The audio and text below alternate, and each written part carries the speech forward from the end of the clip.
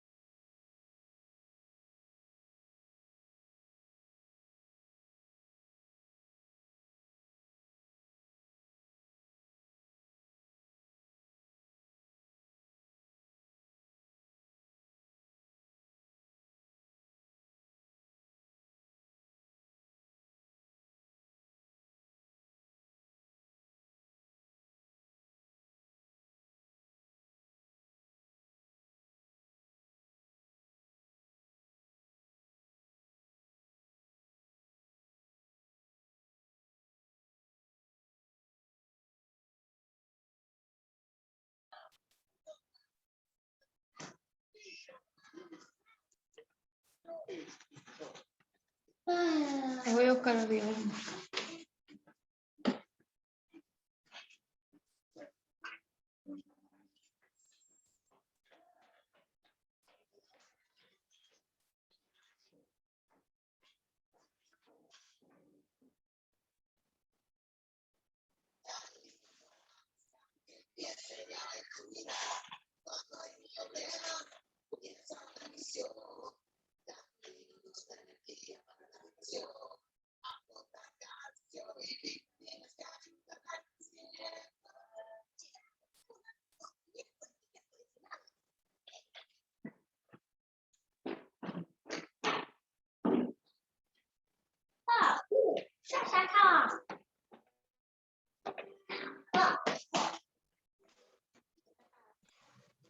Hola, ¿cómo están? Vamos a empezar con la clase.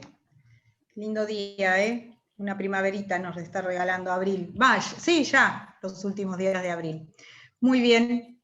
Bueno, hoy vamos a ver el tema de intereses, que es un tema bastante extenso, por lo tanto, parte lo van a tener que completar con la bibliografía. Esto es una guía, porque realmente tiene muchos temas que ha ido variando a lo largo de la jurisprudencia, la normativa, los anteproyectos anteriores al Código Civil y Comercial actual. Entonces vamos a ir haciendo una especie de línea, como para que no tengan ustedes ningún tema que les quede sin ver.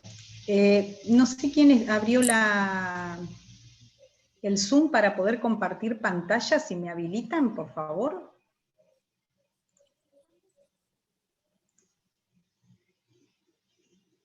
¿Quién tiene el hospedador?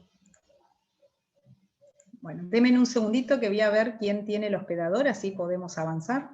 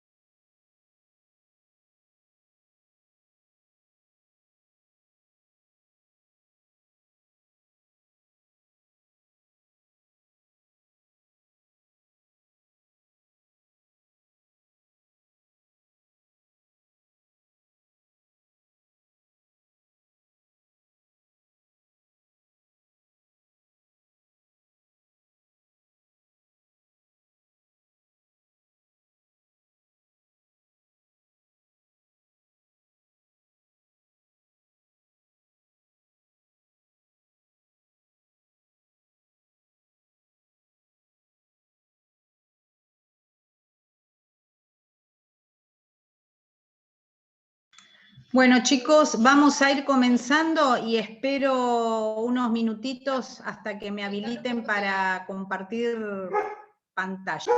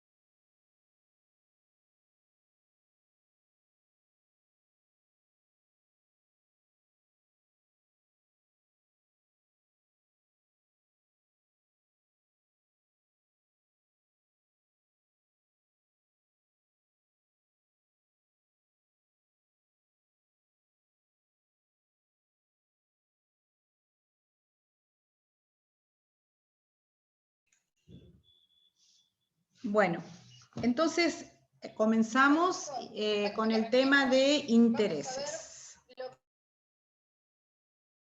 Hola, ¿se escucha?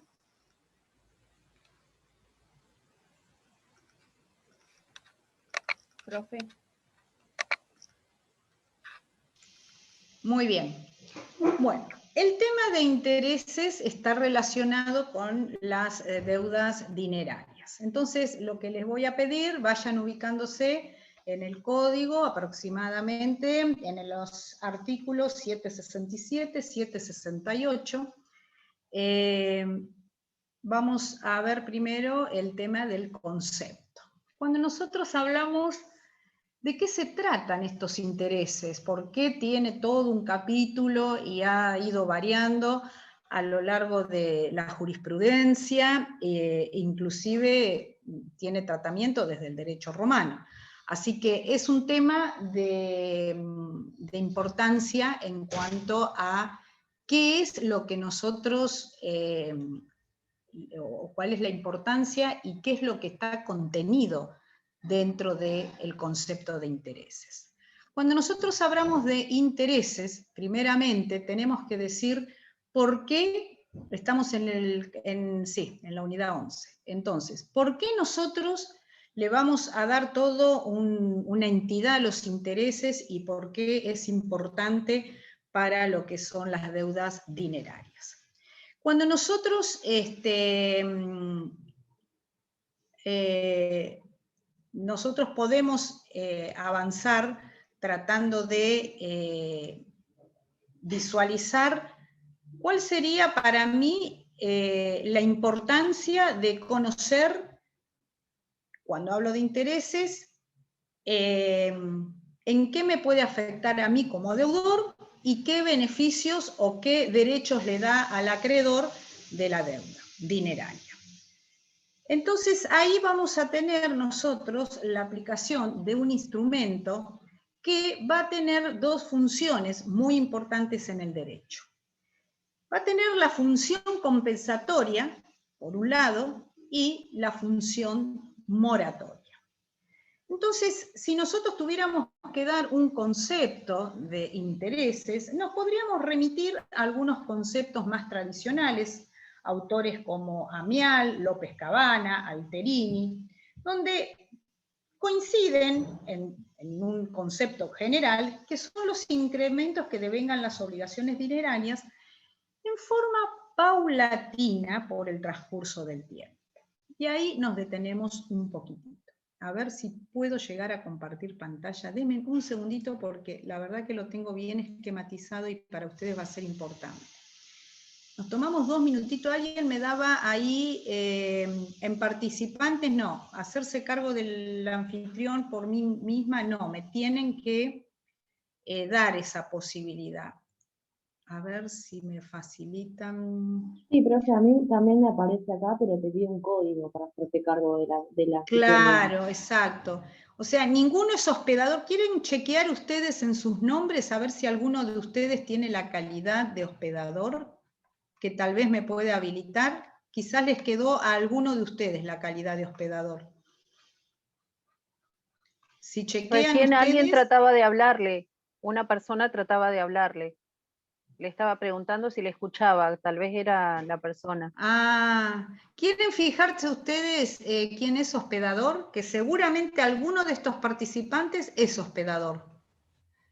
Doctora, figura la Secretaría Académica como hospedador, pero no está entre los participantes.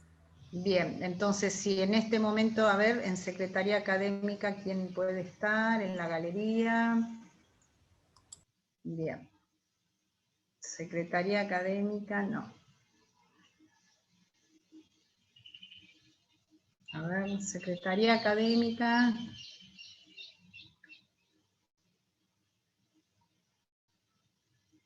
A ver, vamos a ver a participantes abajo de todo. Dice que me puedo hacer hospedador.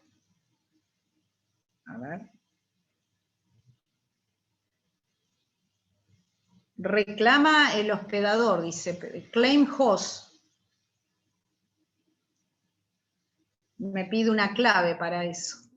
Sí, no creo que se pueda hacer hospedador. Claro, pero para claim host tengo que tener una clave.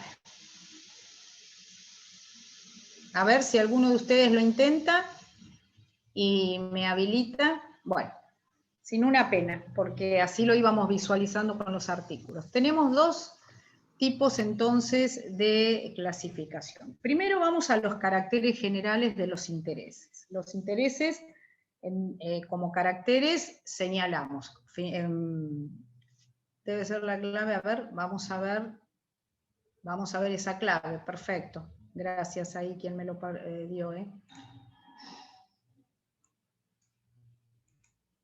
No, igual esa no es, profe, porque es solo numérica la clave que hay que poner. ¿Es numérica? Bueno. Sí, sí. Ah, sí, entre 6 y 10 números.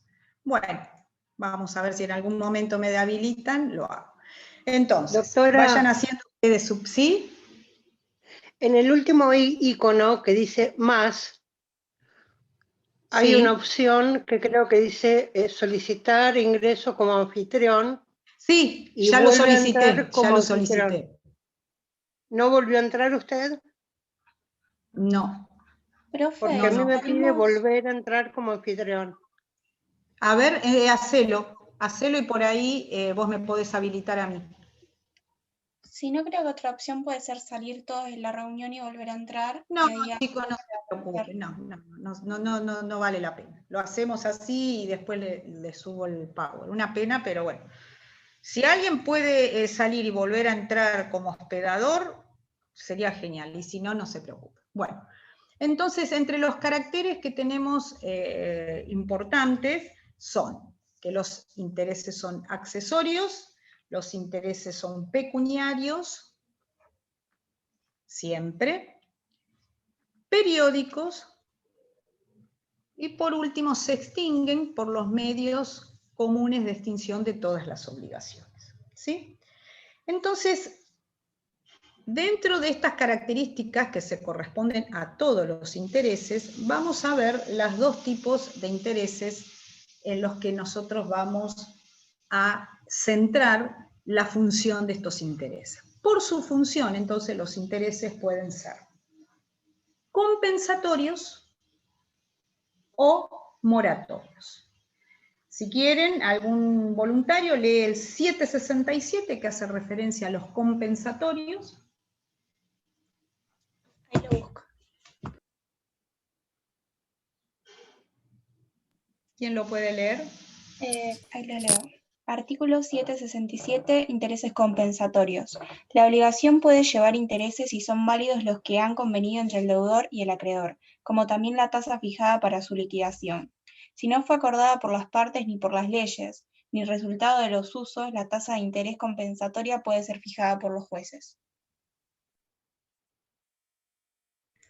Bueno, ¿qué se desprende de acá? Primero, a qué hace referencia los compensatorios. Entonces les marca bien la diferencia, que es una contraprestación por el uso del dinero. ¿Sí? El uso del dinero, vamos a suponer un préstamo, ¿no? Yo le hago un préstamo a Pilar Urra. El uso de ese dinero tiene que tener algún tipo de repercusión por la inmovilidad de ese dinero que yo le presté a Pilar por el transcurso del tiempo. Y acá hacemos un paréntesis. Cuando nosotros hablamos de estos temas dentro del marco de nuestro país, de Argentina, acá tenemos un montón de elementos interesantes, lamentablemente para nosotros. Cuando vivimos en un sistema de fluctuaciones tan monetarias de magnitud, y mucha magnitud, perdón, el tema de intereses es un tema que trae aparejada mucha historia. ¿Por qué? Porque dentro de este acápite vamos a tener incluidas las distintas soluciones que se han dado, por lo menos en los 40 o 50 años, respecto a las fluctuaciones económicas. Es decir, las grandes fluctuaciones económicas en parte han sido solucionadas o de alguna manera arbitradas a través de este instrumento, de los intereses. Entonces, por un lado tenemos este tipo de interés referido exclusivamente al valor que va a tener el uso del dinero. ¿De dónde va a surgir? ¿Cuál es la fuente? Obviamente la fuente va a ser, como siempre, en primer lugar, y que descarta cualquier otra, es el tema de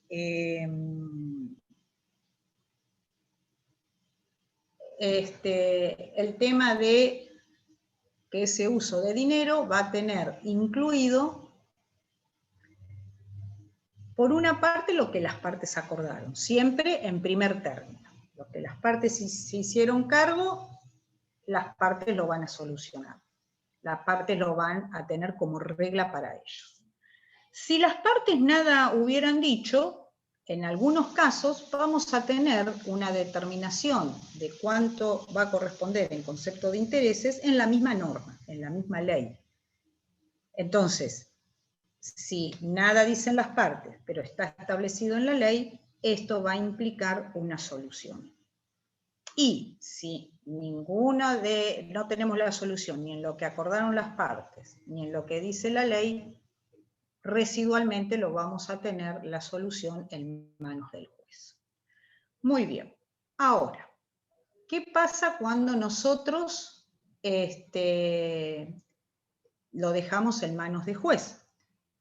Bueno, en ese caso el juez, vamos a ver, lo teníamos en la última plaquita, el juez va a tener discrecionalidad para la aplicación, pero va a tener pautas objetivas para su determinación. Y eso después les vamos a mandar, y en el campus tienen digamos, un seguimiento de jurisprudencia con respuesta a estos temas. Cómo fue la jurisprudencia aplicándose en épocas o en momentos donde la paridad dinero, moneda extranjera, por ejemplo, había sido abrupta, o cuando se salió, por ejemplo, de un plan de conversión donde teníamos una paridad entre la moneda nacional y la moneda norteamericana, dólar estadounidense. Pero bueno, después vamos a ver la parte histórica. Ahora vamos viendo el análisis estructural de los intereses. Por otra parte, nosotros, otro tema que nosotros vamos a poder digamos, ver como segunda opción de clasificación es la de los intereses moratorios. ¿Sí? Ahí En los tocaste intereses, ahora. ¿cómo? Ahí te hicieron anfitriones. Sí, pero no... Ah, sí, perfecto, genial. Muy bien, ahora sí. Bien. Vamos a la segunda plaquita. ¿Pueden ver ahí bien? No veo nada todavía. No, hasta ahora no se ve. ¿No? Está cargando. Ah, está cargando. Bueno, esperamos unos minutitos. Voy a sacar la imagen mía para ver si no está muy pesado el archivo. Ahí se ve. ¿Se ve? Sí, entró, sí. ¿Se ve? Sí, sí. Perfecto, bueno. Sí, perfecto. Entonces, muy bien, sigamos. Entonces, vamos un poquito para atrás. Entonces, estos incrementos que devengan las obligaciones dinerarias en forma paulatina por el transcurso del tiempo, establecen 4 tipos, 4 características.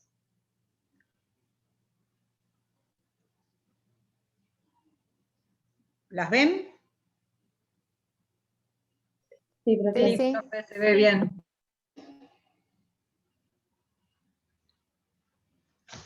Muy bien. Después, vamos a la primera característica que hablábamos. Son incrementos en el tiempo que podían ser de 2 tipos.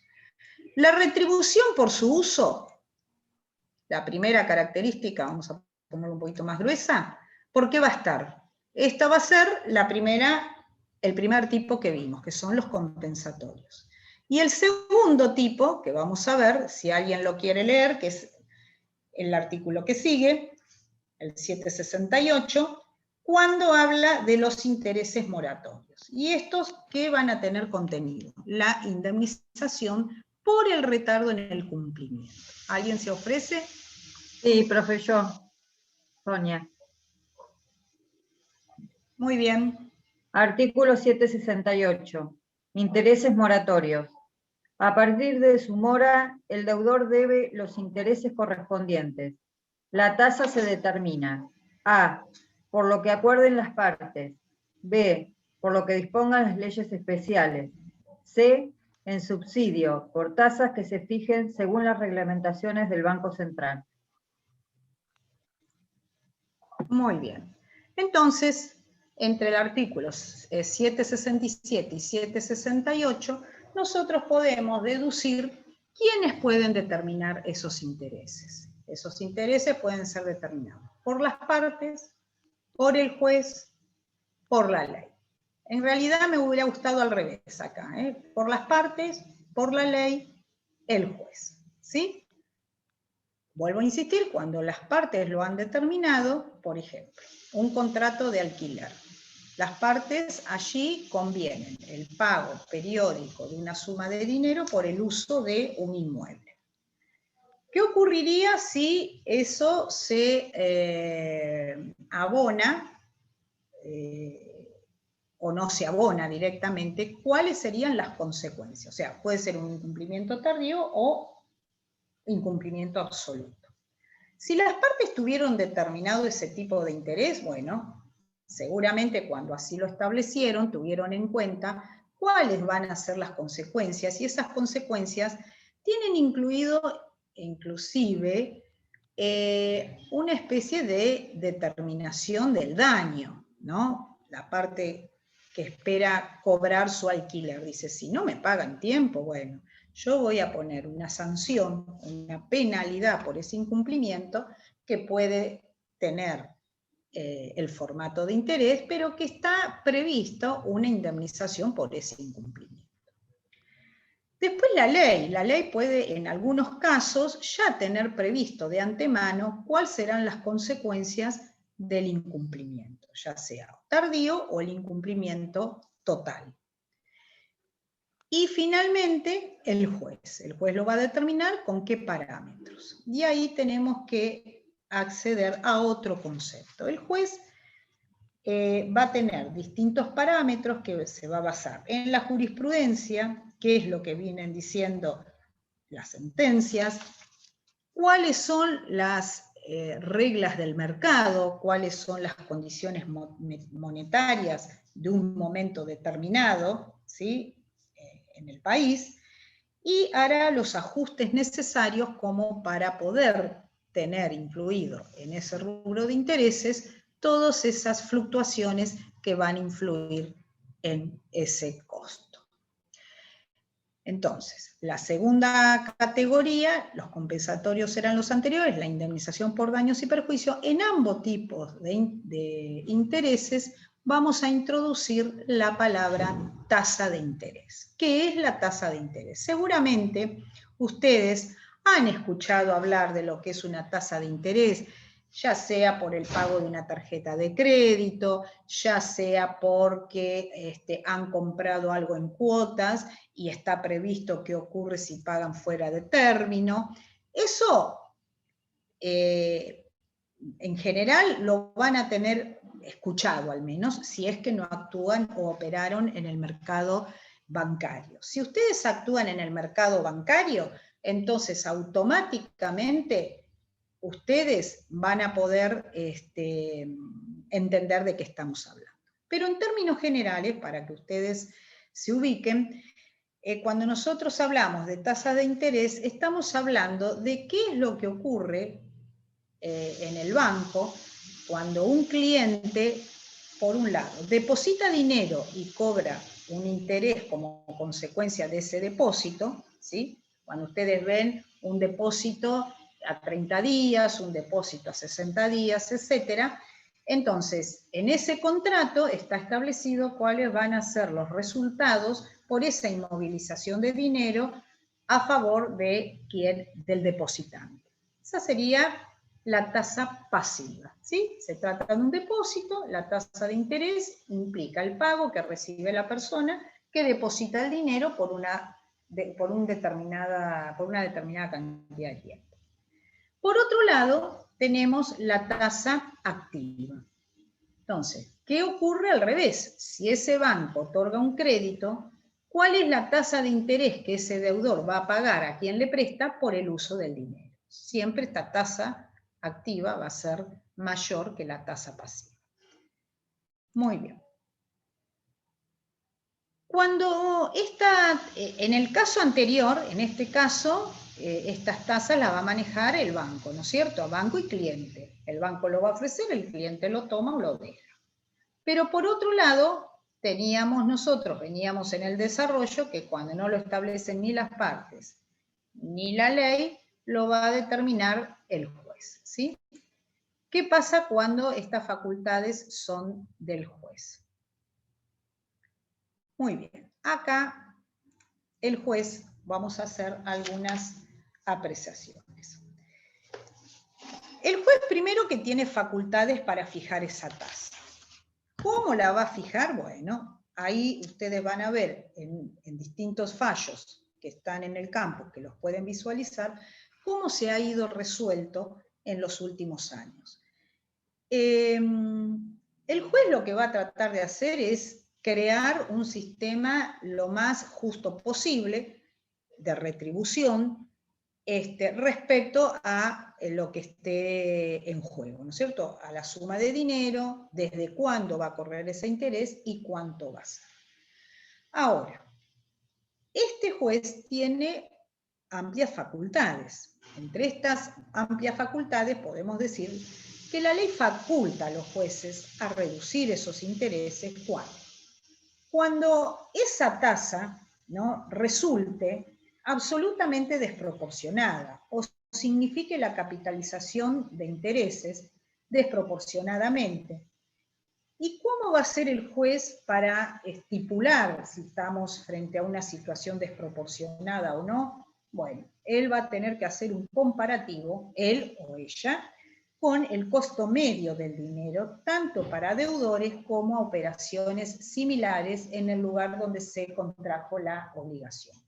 Entonces, en ese equilibrio va a poder establecer si estamos justamente en una medida desproporcionada o no, ¿sí? Entonces, ¿qué va a tener el juez en cuenta? ¿Cuáles son los elementos? Por un lado, el capital, sobre el cual esté recayendo.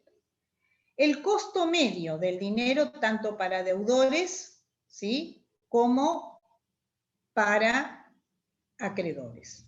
Es decir, en la plaquita que habíamos visto anterior, depósitos hechos por los clientes o créditos que los clientes tengan que pagar al banco, ¿sí?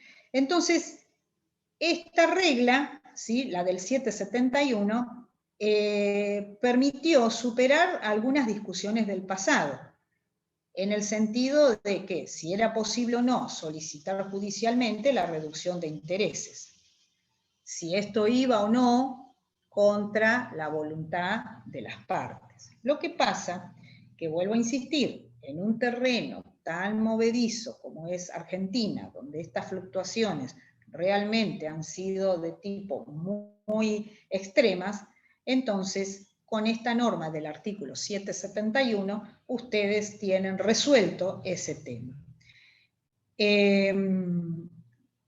Por supuesto que la base de todo análisis va a estar dada en el objeto del negocio jurídico del que se trate.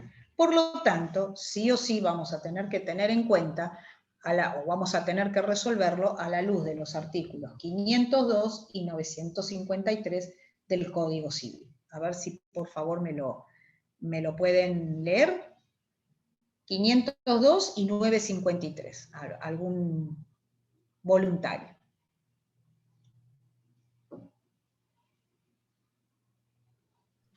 Ahí lo leo.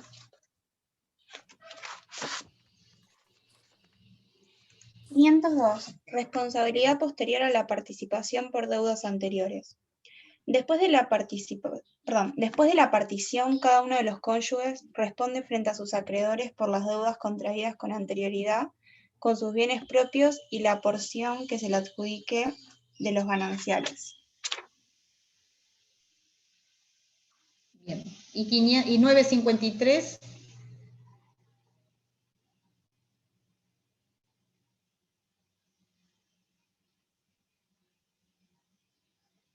¿Lees vos, Brisa? Sí. ¿Lo leo, doctora? Dale. Pago parcial del fiador. El fiador que pagó una parte de la deuda antes de la remisión hecha al deudor no puede repetir el pago contra el acreedor. Bueno. 953 dijo, ¿no? Perfecto. Son ejemplos, ¿no es cierto?, donde el juez, ¿qué les quiero decir? Va a tener que tener, o la jueza, sobre la mesa toda la mirada integral de la situación a la cual se vaya a aplicar ese interés. Y en base a eso podrá fundar la reducción o no de la solicitud expresada con respecto a intereses desproporcionados, ¿sí? También, cuando estamos hablando de intereses punitorios, en este caso, esos intereses punitorios convencionales, es decir, que lo establecieron por las partes, es importante que, y esto no se lo olviden porque puede ser pregunta, se asimila en su tratamiento a la cláusula penal, ¿sí? Cuando los intereses fueron establecidos como una penalidad por el incumplimiento, en ese caso el régimen que se les va a aplicar es el mismo que la cláusula penal, ¿sí? Entonces, así como los jueces pueden reducir las penas cuando su monto resulta desproporcionado a la luz de la gravedad de la falta que sanciona y el valor de las prestaciones y demás circunstancias del caso, entonces, cuando esa situación configura un abusivo aprovechamiento de la situación del deudor, el juez puede reducirla. Artículo 794. Vuelvo a repetir esta parte porque por ahí vale la pena insistir para que no se olviden. Cuando los intereses punitorios se establecen, al momento de su aplicación, y en el caso de que resulten desproporcionados, se aplican las mismas reglas que para la cláusula penal. Artículo 794. Entonces, si a ustedes les preguntan, ¿qué pasa en un acuerdo de partes donde los intereses punitorios resultan excesivamente altos y se pide la reducción de los mismos? En ese caso, solamente cuando son intereses punitorios, se aplican las reglas de la cláusula penal, cuando hablábamos de reducción de la cláusula penal, ¿sí? Bien, entonces hasta acá, de todo lo que dijimos, de acuerdo a cuál sea la naturaleza de los intereses involucrados, cuando la aplicación resulte indebida, teniendo en cuenta siempre cuál va a ser la posibilidad de plantear la modificación, la proporción o desproporción o injusticia que podrían tener incluidos esos intereses. ¿Hasta ahí alguna pregunta? Una pregunta. Sí, cómo no. ¿Los factores que dijiste que se iba a basar el juez eran el capital y el costo medio? Vamos a repetirlo porque es importante. El capital, las circunstancias o el negocio jurídico sobre el cual recaigan, ¿no? Hay tanta cantidad de situaciones que pueden tener como objeto una obligación pecuniaria, son tan variadas, ¿sí?, que no podemos decir que en todas el juez va a tener las mismas pautas, sino que va a tener que hacer un análisis de las circunstancias en el caso concreto. Es la única forma de llegar a una conclusión sobre si existió o no desproporción. ¿Sí? ¿Queda claro? Sí, gracias. Bueno. Entonces, hasta acá el tema de cuándo el juez puede participar de esa tasa de interés que establecieron las partes. Ahora vamos a otro tema. Perdón, doctora, ¿puedo hacerle una pregunta? Sí, sí, perfecto. Cuando se establece en el contrato, ¿en qué difiere de la cláusula penal? O sea, ¿cuál sería la diferencia entre establecer un interés y que no sea una cláusula penal? No, porque como esto radica en la voluntad de las partes lo pueden nominar de la manera que les parezca. Rige la autonomía de la voluntad. Si es cláusula penal, también la cláusula penal tenía dos funciones, moratoria y compensatoria. Los intereses también van a tener las dos funciones.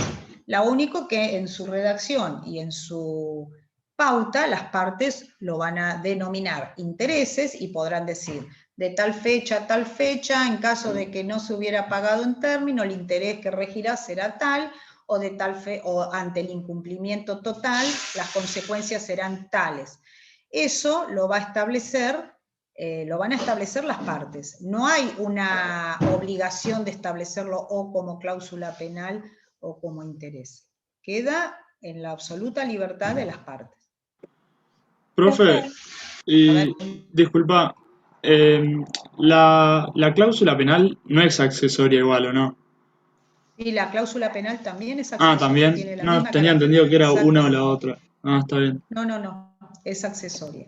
Ah, no está mal tu pregunta, porque ha sido materia de discusión. Sí, yo tenía esa duda. ¿Es posible plantear, por ejemplo, como consecuencia del incumplimiento en un contrato, ambas cosas, un interés y una cláusula penal? Bueno, las partes pueden hacerlo, y si están de acuerdo, nada va a obstar a que lo lleven adelante. El tema es cuando resulta este tipo de desproporción y se solicita que el juez participe para poder resolverlo. En ese caso particular, bien, el juez va a tener presente si se superpusieron excesivamente dos penalidades, la cláusula penal por un lado, el interés por el otro, y resulta una desproporción total la consecuencia del incumplimiento con respecto al valor de las prestaciones que está sancionando. ¿Sí? Si el alquiler es de 10.000 pesos y yo por un lado establecí un interés de 50.000 pesos por pago fuera de término y por el otro lado, en el mismo contrato, una cláusula penal por 70.000 pesos, y bueno, hay una desproporción entre el objeto de ese contrato y las penalidades. ¿Sí? No sé si te queda claro la pregunta. Sí, perfecto. ¿Estaba eso tu pregunta? Claro, ¿sí? Eso me da la confusión. El ejemplo, viste, a veces en el ejemplo se ve un poquito... Perfecto. Gracias. No, de nada. ¿Alguna otra pregunta? Yo, profe. Entonces, cuando hay intereses punitorios, se aplica lo que vendría a ser la regla de la cláusula penal en el sentido de que si es compensatoria, tiene que resarcir los daños porque es imposible el incumplimiento tardío, o sea, el cumplimiento tardío. No, y en la se moratoria... aplica... Claro, perdóname, se aplica la regla de la cláusula penal respecto a la reducción por parte del juez. A esa partecita, ¿eh? Perfecto. Claro, ¿Sí? porque ahí no hace falta probar que se sufrió perjuicio. Ya está dado por hecho. No, claro, exacto. Lo que vos tenés que demostrar es quien solicita la reducción, la desproporción entre la penalidad y el objeto del contrato.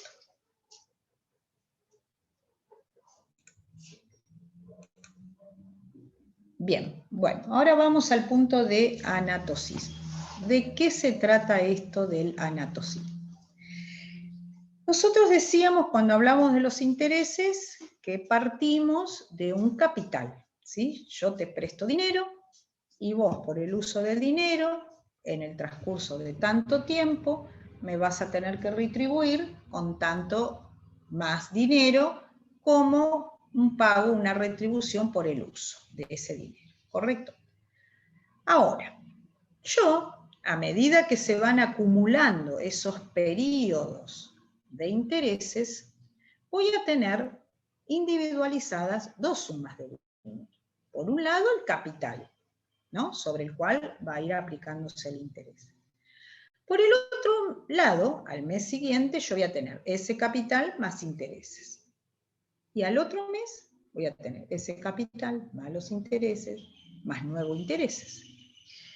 ¿En qué consiste esto entonces de la anatosismo? Consiste en acumular al capital de un préstamo los intereses vencidos y no satisfechos para que estos a su vez generen nuevos intereses. Ese es el anatosismo.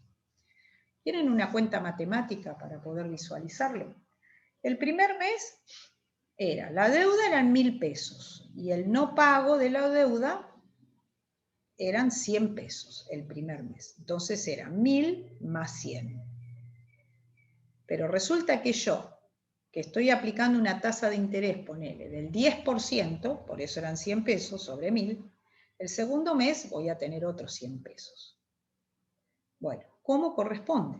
Corresponde esos 1.000 más 100. Si yo hago 1.000 más 100, el segundo mes, y hago el 10%, voy a tener 110. En cambio, si yo hago cada mes el interés directo, voy a tener 1.000 más 100, y el segundo mes otros 100. ¿Se entiende la diferencia?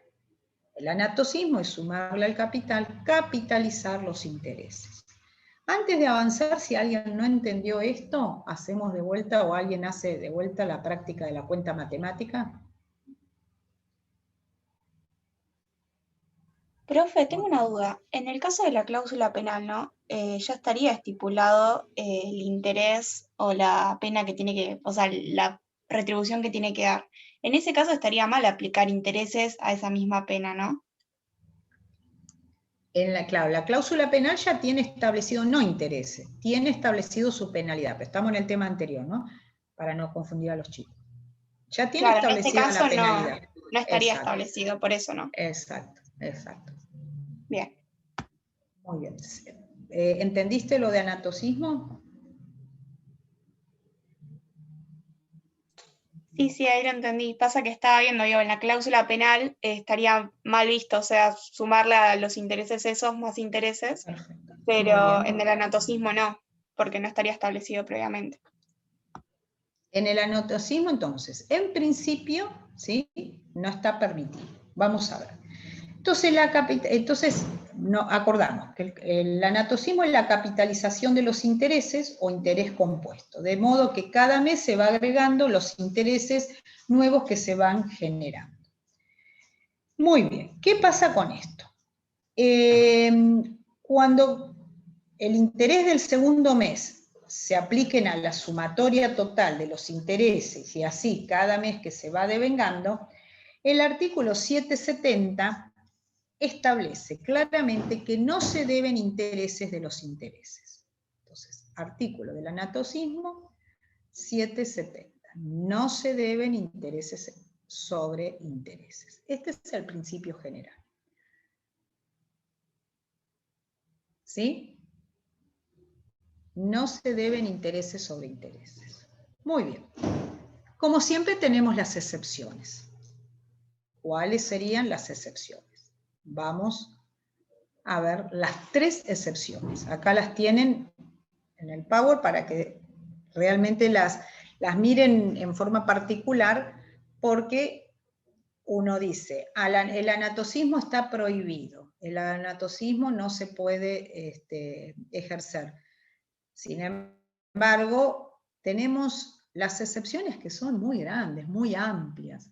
O sea que, en definitiva, después vamos a llegar a una conclusión, pero el principio general es ese, pero las excepciones permiten muchas posibilidades. A ver, ¿quién lee el 770, por favor? Si quiere lo leo. Dale, gracias. Artículo 770, anatocismo. No se deben intereses de los intereses, excepto que a. Una cláusula expresa autorice la acumulación de los intereses al capital con una periodicidad no inferior a 6 meses. B. La obligación se demande judicialmente, en este caso la acumulación opera desde la fecha de la notificación de la demanda. C. La obligación se liquide judicialmente, en este caso la capitalización se produce desde que el juez manda pagar la suma resultante y el deudor es moroso en hacerlo, o de otras disposiciones legales que prevean la acumulación.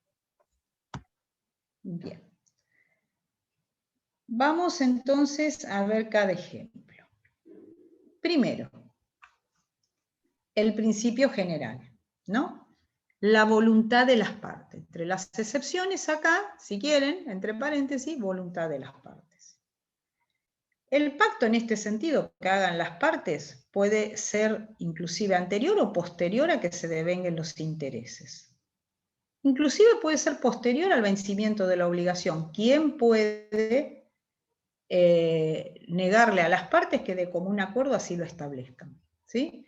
Ahora, esa autorización no puede ser inferior a los 6 meses. O sea, se tuvieron que haber transcurrido 6 meses de ese devengamiento. Entonces, primera gran excepción, el acuerdo de las partes. Segunda, cuando la obligación se demande judicialmente, es decir, cuando ya hay un proceso judicial, ¿sí? Entonces ahí la liquidación corresponde a hacerse desde la etapa de ejecución de condena. Desde la etapa de ejecución de condena, donde ahí en la sentencia se va a establecer desde cuándo comienzan a regir los intereses. Cuando ustedes vean, esta parte es muy importante, cuando vean la parte de responsabilidad civil en daños, ustedes van a ver, por ejemplo, de que los intereses comienzan a correr desde que se produce cada daño. A partir de ahí, que son exigibles los montos, van a empezar a correr los intereses. Entonces, en cada sentencia va a estar establecido exactamente desde cuándo comienzan a correr los intereses. Y en este caso, esos intereses van sobre todo el capital. Y por último, algunas normas especiales. Por ejemplo, el 1433. Si alguien lo quiere leer, como para ver un ejemplo de acumulación de intereses. ¿Qué artículo era, profesora? Ahí está escrito, 1433. ¿Lo leo, profe? Sí, por favor. Artículo 1433. Intereses, comisiones y gastos. Excepto pacto en contrario, se entiende que a. Las remesas devengan intereses a la tasa pactada, o en su defecto a la tasa de uso y a falta de esta a la tasa legal. B. El saldo se considera capital productivo de intereses, aplicándose la tasa según el inciso A. C. Las partes pueden convenir la capitalización de intereses en plazos inferiores al de un periodo. D. Se incluyen en la cuenta como remesas las comisiones y gastos vinculados a las operaciones inscritas.